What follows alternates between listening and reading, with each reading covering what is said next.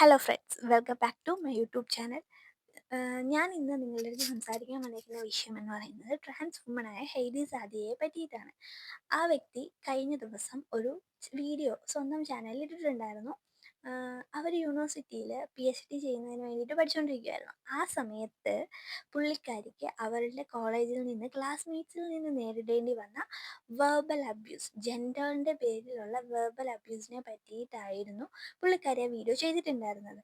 അത് എക്സ്ട്രീം തരത്തിൽ ഒരു ടോർച്ചറിങ് എന്നുള്ള നിലയ്ക്ക് പോയി പുള്ളിക്കാരിക്ക് പുള്ളിക്കാരിയുടെ PhD പാതി വഴിയിൽ ക്വിറ്റ് ചെയ്യേണ്ട അവസ്ഥ വരെ ആ ഒരു വേർബൽ അബ്യൂസ് കൊണ്ടെത്തിച്ചു എന്നുള്ളതാണ് ആ വീഡിയോയിൽ നിന്ന് നമുക്ക് മനസ്സിലാക്കാൻ കഴിയുന്നത്. കാര്യം ഡീറ്റെയിൽ ആയിട്ട് അവരവരുടെ യൂട്യൂബ് ചാനലിൽ പറഞ്ഞിട്ടില്ല.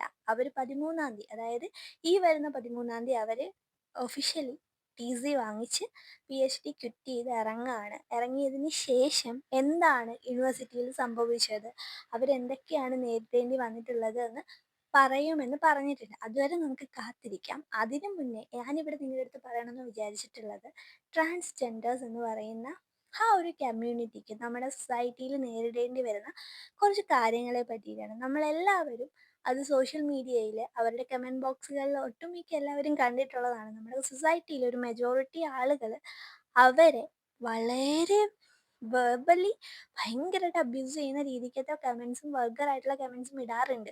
ഞാനൊക്കെ അവരുടെ വീഡിയോസൊക്കെ കാണുന്ന സമയത്ത് കമൻറ്റ് ബോക്സിൽ നമുക്ക് വായിക്കാൻ കൊള്ളാത്ത തരത്തിലുള്ള കമൻസാണ് നമ്മുടെ സൊസൈറ്റിയിലുള്ള ബോയ്സും ഗേൾസും ഒരേപോലെ ഇടുന്നത്. ആയിട്ട് സംബന്ധിച്ചിട്ടുള്ള കുറച്ച് കാര്യങ്ങൾ പറയണം എന്ന് എനിക്ക് ഈ വീഡിയോ കണ്ട സമയത്ത് തോന്നി. അതുകൊണ്ടാണ് ഞാൻ എൻ്റെ ഈ വീഡിയോ ഇടുന്നത്. സി, ഒരു ട്രാൻസ് വുമൺ മെന്നിൽ നിന്ന് ട്രാൻസ് വുമണിലേക്ക് ട്രാൻസ്ഫോം ചെയ്യുന്നത് വളരെ ഈസി ആയിട്ടുള്ള ഒരു പ്രോസസ്സ് അല്ല. അവരൊത്തിരി മെൻ്റലി ആൻഡ് ഫിസിക്കലി കുറേ കാര്യങ്ങൾ സഹിച്ചിട്ടാണ്, വേദനകൾ സഹിച്ചിട്ടാണ് അവർ ആ ഒരു ശരീരത്തിൽ നിന്ന് അവർക്ക് ഇഷ്ടമുള്ള ശരീരത്തിലേക്ക് അവർ ട്രാൻസ്ഫോം ആയിട്ട് വന്നുകൊണ്ടിരിക്കുന്നത്. ആ സമയത്ത് നമ്മുടെ സൊസൈറ്റി അവരെ കാണുന്നത് വേറൊരു രീതിയിലാണ്. വളരെ മോശമായിട്ടുള്ളൊരു ജെൻഡർ എന്നുള്ള രീതിക്കാണ് അവരെ കാണുന്നത്. അവരുടെ കൂട്ടത്തിൽ തന്നെ മോശമായിട്ടുള്ള രീതിക്ക് ജോബ് ചെയ്യുന്നവരുണ്ട്. അതൊരു കുറഞ്ഞൊരു പോർഷനാണ്. ആ ഒരു ആൾക്കാരോടുള്ള ഫ്രസ്ട്രേഷൻ മാന്യമായിട്ടുള്ള രീതിക്ക് കുറേ സ്ട്രഗിൾസിലൂടെ കടന്നു വരുന്ന ആളുകളുടെ അടുത്ത് നമ്മളെപ്പോലുള്ള സാധാരണ ജനങ്ങൾ കാണിക്കുന്നു എന്ന് പറയുന്നത് വളരെ പരിതാപകരമായിട്ടുള്ളൊരു കാര്യമാണ്. കാര്യം അവർ എത്രത്തോളം ട്രോമയിലൂടെയും എത്രത്തോളം സഫറിങ് ചെയ്തിട്ടാണ് അവരെ ഇന്ന് നിൽക്കുന്ന ഒരു പൊസിഷൻ നേടിയെടുത്തിട്ടുള്ളത് എന്ന് നമ്മൾ ആരും ചിന്തിക്കത്തില്ല. നമ്മൾ ചിന്തിക്കുന്നില്ല അവർ ട്രാൻസ്ജെൻഡർ ആണ്, സോ നമുക്ക് അവരെ ഇഷ്ടമല്ല എന്നുള്ള രീതിക്കാണ് നമ്മുടെ സൊസൈറ്റിയിലെ ഭൂരിഭാഗം പേരും അവരുടെ കമൻറ്റ് ബോക്സിൽ ചെന്നിട്ട് അവരെ പറയുന്ന ഓരോ വാക്കുകൾ. അത് നമുക്കത് പുറത്ത് പറയാൻ പറ്റത്തില്ല. നമുക്കത് നേരിട്ട് പബ്ലിക്കിൽ വന്നിട്ട് ഇത്രയും വേർഡ്സ് യൂസ് ചെയ്യാൻ പറ്റില്ല. കാര്യം കമൻറ്റ് ബോക്സ്, നിങ്ങൾ അവരുടെയൊക്കെ കമൻറ്റ് ബോക്സ് എടുത്ത് നോക്കിക്കഴിഞ്ഞാൽ നിങ്ങൾക്ക് മനസ്സിലാവും. എന്താ പറയുക, നമുക്കത് വായിക്കാനേ പറ്റില്ല. അത്രയ്ക്ക് വൾഗറായിട്ടുള്ള രീതിക്ക് അവരെ ബുള്ളിങ് ചെയ്യുന്ന ആൾക്കാരുണ്ട് നമ്മുടെ സൊസൈറ്റിയിൽ. അത് ഗേൾസ് ആൻഡ് ബോയ്സും ഉണ്ട് എന്നുള്ളതാണ് ഏറ്റവും വലിയ സങ്കടപ്പെടുത്തുന്ന ഒരു കാര്യം എന്ന് പറയുന്നത്. അവരൊരിക്കലും അവരും ഒരു മനുഷ്യരാണ് നമ്മളെപ്പോലെ തന്നെ എന്ന് അവരാരും ചിന്തിക്കുന്നില്ല. കാര്യം അവർ ചിന്തിക്കുന്നത് ഇത് വേറെ ഏതോ ഒരു യൂണിവേഴ്സ് ആണെന്നുള്ള രീതിക്കാണ് ഇവർ സംസാരിക്കുന്നത് അവരുടെ അടുത്ത്.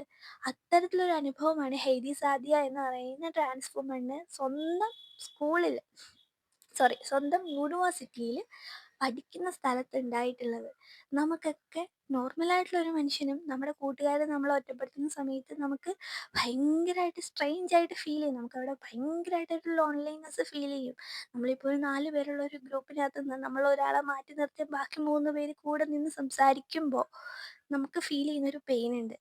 അതിൻ്റെ ഇരട്ടി ഇരട്ടിയുടെ ഇരട്ടിയാണ് ഹേദി എന്ന് പറയുന്ന വ്യക്തിക്ക് സ്വന്തം യൂണിവേഴ്സിറ്റിയിൽ സ്വന്തം ക്ലാസ്സിൽ നിന്ന് നേരിടേണ്ടി വന്നത്.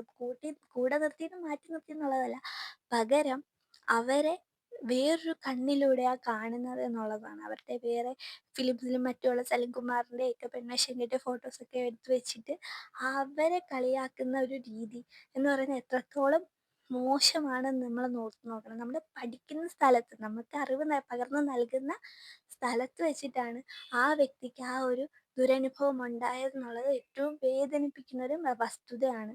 ഞാൻ ആ വീഡിയോ കണ്ട സമയത്ത് എനിക്ക് ശരിക്കും സങ്കടം തോന്നി. കാര്യം അവരെത്രത്തോളം ഫൈറ്റ് ചെയ്തിട്ടാണ് ഇന്ന് ആ PhD എന്ന് പറയുന്ന ആ ഒരു ഇതിലേക്ക് എത്തിയത്. നമ്മളെപ്പോലെ നോർമലി നിൽക്കുന്ന ഒരു മനുഷ്യന് കിട്ടുന്ന പോലെ എല്ലാ പ്രിവിലേജും ട്രാൻസ്ജെൻഡേഴ്സിന് ഇല്ല നമ്മുടെ സൊസൈറ്റിയിൽ. അവർ പടവെട്ടിയെടുക്കുന്നതാണ്. അവരതിനുവേണ്ടി ഫൈറ്റ് ചെയ്ത് കുറേ നാൾ ഫൈറ്റ് ചെയ്തതിന് ശേഷമാണ് അവർക്ക് ഓപ്പർച്യൂണിറ്റി കിട്ടുന്നത്. ആ ഓപ്പർച്യൂണിറ്റി കിട്ടി അതിലേക്ക് ഫൈറ്റ് ചെയ്ത് വീണ്ടും ഫൈറ്റ് ചെയ്ത് ഫിനാൻഷ്യലി അത് കണ്ടെത്തണം.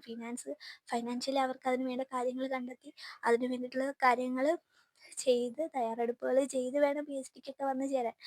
അവിടെ നിന്ന് പഠിച്ച് പി എച്ച് ഡി ആയി നല്ലൊരു മാന്യമായിട്ടുള്ള തൊഴിൽ ചെയ്യണം എന്ന് ആഗ്രഹിച്ച് വന്ന വ്യക്തിക്കാണ് കൂടെ പഠിക്കുന്നവർ ഇത്തരത്തിലുള്ള വൾഗാരിറ്റി അവരുടെ അടുത്ത് കാണിക്കുന്നത്. വളരെ പെയിൻഫുള്ളാണ് അതൊക്കെ. അവരും മനുഷ്യരല്ലേ, നമ്മൾ അങ്ങനെ ഒന്ന് ചിന്തിച്ചാൽ പോരെ. എന്നെയും നിങ്ങളെയും പോലുള്ള ഒരു മനുഷ്യ സ്ത്രീക്കും തന്നെയല്ലേ അവരും. നമ്മൾ ജെൻഡറിന് പകരം അവരൊരു മനുഷ്യനാണ്, മനുഷ്യജീവിയാണെന്ന് കണ്ടു കഴിഞ്ഞാൽ തീരാവുന്ന പ്രശ്നമേ ഉള്ളൂ ഇത്. നമ്മൾ അതിന് പകരം നീ ആണാണോ പെണ്ണാണോ എന്നുള്ള രീതിക്ക് അവരെ എന്തിനാ ക്വസ്റ്റ്യൻ ചെയ്യുന്നത്? അവരുടെ ജെൻഡർ എന്തിനാ നിങ്ങൾ അറിയുന്നത്? നിങ്ങൾക്ക് നല്ലൊരു ഫ്രണ്ടാണോ, നിങ്ങൾക്ക് നല്ലൊരു മനുഷ്യജീവിയാണോ എന്ന് നോക്കിയാൽ പോരെ. അതെന്താ നമ്മുടെ സൊസൈറ്റിന് എന്നാ പഠിക്കുക? ചില കമൻറ്റ് സെക്ഷൻസ് കാണുന്ന സമയത്ത് ട്രാൻസ്ജെൻഡേഴ്സിൻ്റെ കമൻറ്റ് സെക്ഷൻസ് എടുത്ത് നിങ്ങൾ നോക്കണം. സത്യം പറഞ്ഞു കഴിഞ്ഞാൽ നമുക്ക് പറഞ്ഞറിയിക്കാൻ പറ്റില്ല, അമ്മാതിരി കമൻസാണ്. വളരെ കഷ്ടമാണിത്. നമ്മുടെ സൊസൈറ്റി ഭയങ്കര, കേരളം എന്ന് പറയുന്നത് ലിറ്ററസി റേറ്റ് കൂടുതലാണ്, ഇത്രയും വിദ്യാസമ്പന്നരായിട്ടുള്ള ആൾക്കാരുള്ള കേരളത്തിൽ തന്നെയാണ് ഏറ്റവും കൂടുതൽ സൈബർ ബുള്ളിങ് ഇങ്ങനെയുള്ള ആൾക്കാർക്ക് നേരിടേണ്ടി വരുന്നത്. മനസ്സിലായോ? നോർത്തിലൊക്കെ ഇത്രയും ഉണ്ടാവില്ല എന്നാണ് എനിക്കൊരു വിശ്വാസം. കേരളത്തിൽ മാന്യമായിട്ടുള്ള ജോലി ചെയ്ത് ജീവിക്കുന്ന ട്രാൻസ്ജെൻഡേഴ്സ് ഉണ്ടോ? നിങ്ങൾ അത് മനസ്സിലാക്ക്. ഈ ഹൈദിയെ പോലെയും സൂര്യ ഐഷാനെ പോലെയും രഞ്ജു രഞ്ജിമാറിനെ പോലെയും ഒക്കെ സീമ വിനീത് ഏറ്റവും നല്ല എക്സാമ്പിളാണ്. ഇവരെയൊക്കെ എനിക്കറിയത്തില്ല എന്താ പറയണ്ടേന്ന്. തെറ്റായിട്ട് ജീവിക്കുന്നവരുണ്ട്, ഇല്ലാന്ന് ഞാൻ പറയുന്നില്ല. ഈ ഒരു വിഭാഗത്തിലും തെറ്റായിട്ട് ജീവിക്കുന്നവരുണ്ട്. പക്ഷെ അവർക്ക് കിട്ടേണ്ട സൈബർ ബുള്ളിങ്ങിൽ പോലും മാന്യമായിട്ട് സ്വസ്ഥമായിട്ട് ജീവിക്കുന്ന ഇവർക്ക് എന്തിനാണ് കൊടുക്കുന്നത് നിങ്ങൾ? അവരെ എന്തിനാണ് നിങ്ങൾ ആ കണ്ണുകളിലൂടെ കാണുന്നത്? നിങ്ങളൊരു കാര്യം മനസ്സിലാക്കണം. ഞാൻ സൊസൈറ്റിയോടാണ് പറയുന്നത്. നിങ്ങൾക്ക് ആൺ പെൺ വ്യത്യാസമില്ലാതെ, ട്രാൻസ്ജെൻഡേഴ്സ് എന്നോ വ്യത്യാസമില്ലാതെ നിങ്ങൾക്ക് ഒരു മനുഷ്യനെ മനുഷ്യനായിട്ട് കാണാൻ അറിയത്തില്ലേ? കൂടെ പഠിക്കുന്ന ഒരു കുട്ടി, ആ കുട്ടിയുടെ ഐഡന്റിറ്റി എന്ന് പറയുന്നത് ട്രാൻസ് വുമൺ ആണ്. Accept that and respect dum. നമ്മുടെ ഫ്രണ്ട് സർക്കിളിൽ നിൽക്കുന്ന സമയത്ത് ആ വ്യക്തി എന്ന് പറയുന്നത് നല്ലൊരു വ്യക്തിയാണോ, നമ്മുടെ കൂടെ ഫ്രണ്ട്സായിട്ട് നിൽക്കാനായിട്ട് നല്ലൊരാളാണോ എന്ന് മാത്രം നോക്കിയാൽ പോരെ. അയാളുടെ ജെൻഡർ ഐഡന്റിറ്റി എന്തിനാണ് നിങ്ങൾ നോക്കാൻ പോകുന്നത്? അവരുടെ കൂടെ നിങ്ങൾക്ക് സംസാരിക്കാൻ താല്പര്യമില്ലെങ്കിൽ അവരുടെ കൂടെ സംസാരിക്കാതിരിക്കുക.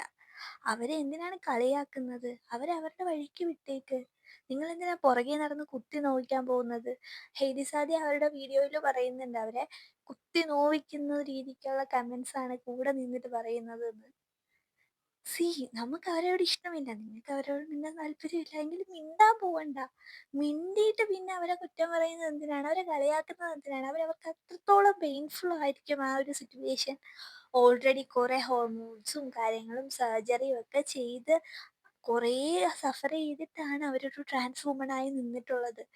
ഹോർമോൺ വേരിയേഷൻ എന്ന് പറയുന്നത് ചില്ലറ കാര്യമൊന്നുമല്ല. നമുക്ക് ലേഡീസിനും ഉണ്ടാകുന്ന സംഭവം പോലെ തന്നെ അവർക്കുമുണ്ട്.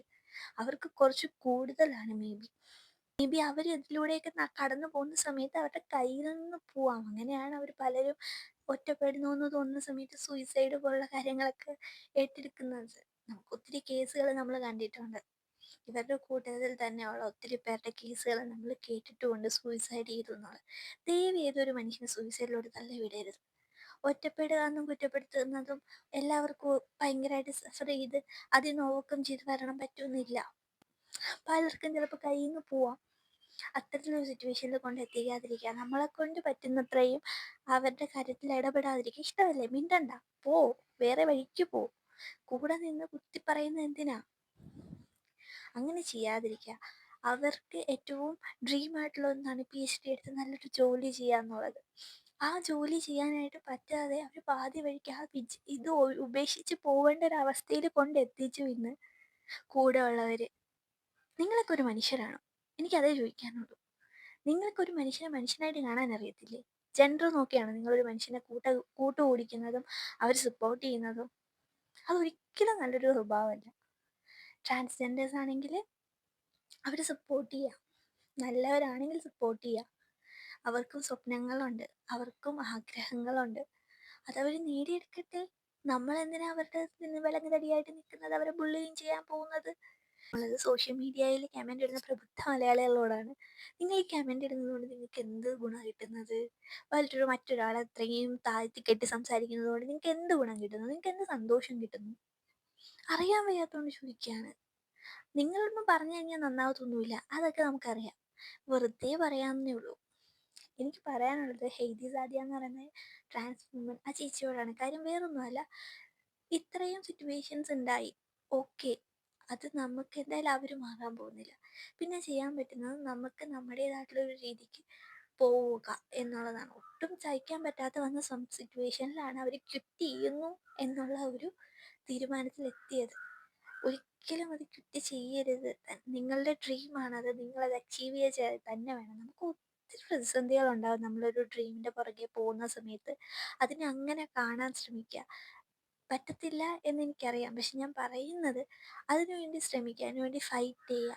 അറ്റ് ദ എൻഡ് നിങ്ങളത് അച്ചീവ് ചെയ്ത് കഴിയുമ്പോൾ ഈ കൂടെ നിന്ന് കുത്തിയവർ തന്നെ നിങ്ങളുടെ കൂടെ ഷുഗർ കോട്ട് ചെയ്ത് സംസാരിച്ചുകൊണ്ട് വരും. അത് തിരിച്ചു വരുമെന്ന് നിങ്ങൾ തന്നെ കാണാം. നിങ്ങൾ അതിൽ നിന്ന് ക്വിറ്റ് ചെയ്ത് നിങ്ങൾ അതിൽ നിന്ന് ഇറങ്ങിപ്പോയി കഴിഞ്ഞാൽ അവിടെ നഷ്ടപ്പെടുന്നത് നിങ്ങൾക്ക് മാത്രമാണ്. ഈ ബുള്ളിങ് ചെയ്തവരെല്ലാം വിജയിച്ചു. അവരെല്ലാവരും എന്താ പറയുക, ഞങ്ങൾ പറഞ്ഞ് അവളെ ഇതിൽ നിന്ന് ക്വിറ്റ് ചെയ്യിപ്പിച്ചു, അവൾ ഇനി ഇതിൻ്റെ പുറകെ വരില്ലല്ലോ എന്ന് ചിന്തിക്കും. അങ്ങനെയല്ല, നിങ്ങൾ എന്ത് പറഞ്ഞാലും ഞാൻ ഇതും കൊണ്ട് ഇവിടുന്ന് പോകത്തുള്ളൂ, ഇതെൻ്റെ ഡ്രീമാണ്, ഇതെനിക്ക് അച്ചീവ് ചെയ്യണം എന്ന് പറഞ്ഞിട്ട് നിങ്ങൾ അവിടെ അവരുടെ മുന്നിൽ നിന്ന് ഫൈറ്റ് ചെയ്ത് അത് നേടിയെടുക്കണം എന്നാണ് എനിക്ക് പറയാനുള്ളത്.